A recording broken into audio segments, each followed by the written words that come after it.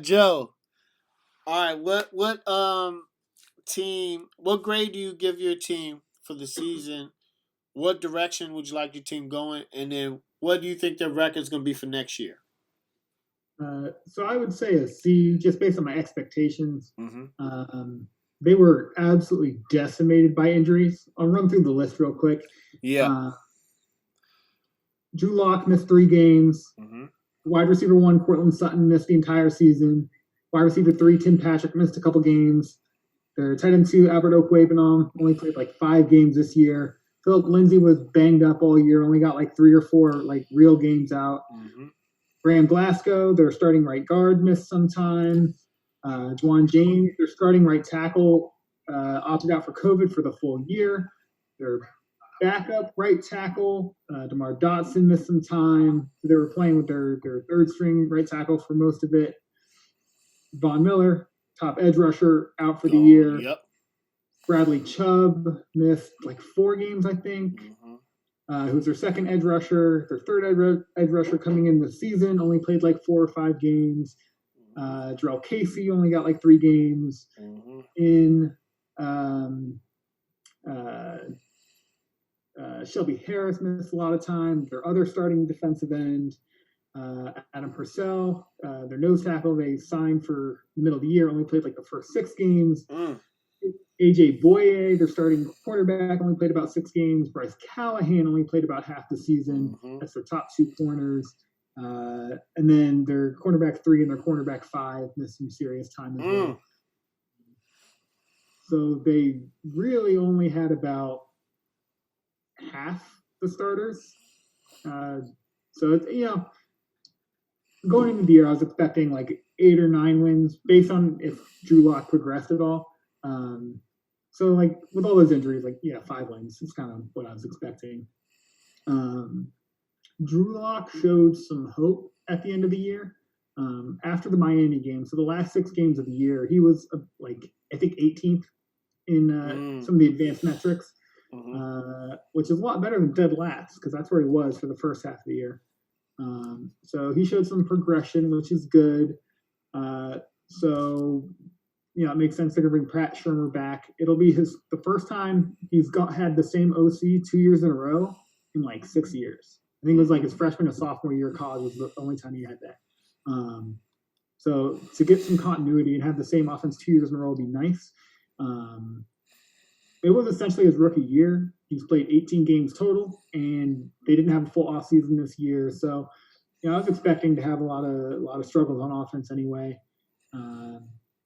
But run it back with him, I think, is the way to go. You got to bring in another quarterback like a Dalton or a Fitzpatrick or somebody like that, because if Locke can't step up, you got to pivot. But I don't think it's time to jettison yet. I think there's still some hope. Because at 9 you're going to get the 4th best quarterback. Unless if the GMs love him, like if that's your dude and that's the guy he wanted to fall, yeah, you take him. But if you don't love it, just run it back 1 more year. And if it doesn't work, you set the whole thing on fire and fire the coach and get rid of Locke and do all that. As far as receivers go, Judy had some struggle with drops, but any regular year, it would have been a pretty incredible, wide receiver thing, wide receiver season. He ended the year with 850 yards and 3 touchdowns as a rookie, where he had worst quarterback in the league play for the majority of it, in only 15 games, because I'm not going to count the game that Kendall Hinton played. Didn't have a quarterback. Yeah, so he had a pretty good rookie season, about as much as I could hope for. Fant is Noah Fant, tight end, is I think he's a star in the making. And maybe that's a little generous, but I think he'll be a very good tight end in the league. He's had the best 2 first seasons for a tight end in Broncos history, which includes Shannon Sharp. So I think there's some potential there. Fangio, the head coach, made some very questionable decisions, I think, as a head coach. mishandling clock situations and timeouts. Lost a couple games on that. The punt or go for it on fourth down decisions were not good. I think I saw a stat earlier this week that was saying like the Broncos had essentially the third most wrong calls on that to affect win percentage, which isn't great. Horrible turnover differential, last in the NFL. I guess that's what happens when you throw 16 interceptions and have a ton of fumbles and don't force any on defense. So that's not ideal. I think that needs to be a focus for next year. Because it's just not going to work. It's not a winning formula at all. And then what do I think? How do you think they'll do next year? That was the other question, right? Yeah. What's the like record wise? Where do you see them at?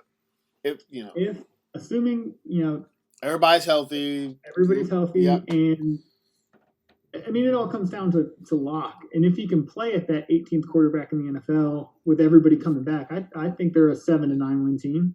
I think they'll knock on that last wild card spot.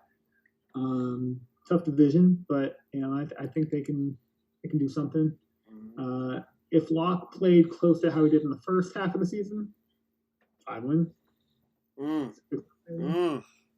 It'll be better with Sutton and Miller back and all that, but I don't think they'll be world beaters. If Drew Lock's throwing 15 picks next year. So it's all on Locke. It's all on Locke. Average, it'll be fine. Yeah. If he manages the game, if he's a game manager, doesn't turn the ball over, y'all are good to go.